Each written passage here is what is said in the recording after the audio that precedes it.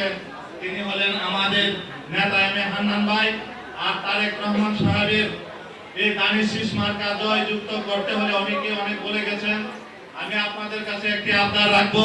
আমরা এখানে বসে বসে আর মুখে মুখে বললে হবে না,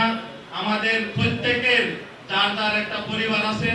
সেই পরিবারকে অবহিত করব সবার আগে, তারপরে আশেপাশের যারা আছে তাদেরকে আমরা অবহিত করব। কারণ পরিবারকে জন্যই করব, আমরা কিন্তু এখানে ঢাকা বসে গেছি আর বাড়িতে গিয়ে দেখেন বেহেশতের টিকিট নিয়ে প্রত্যেক ঘরে ঘরে চলে যাচ্ছে এবং এই বেহেশতের টিকিট গুলো আমাদের মা বোনরা কিন্তু অতি সহজ সরল,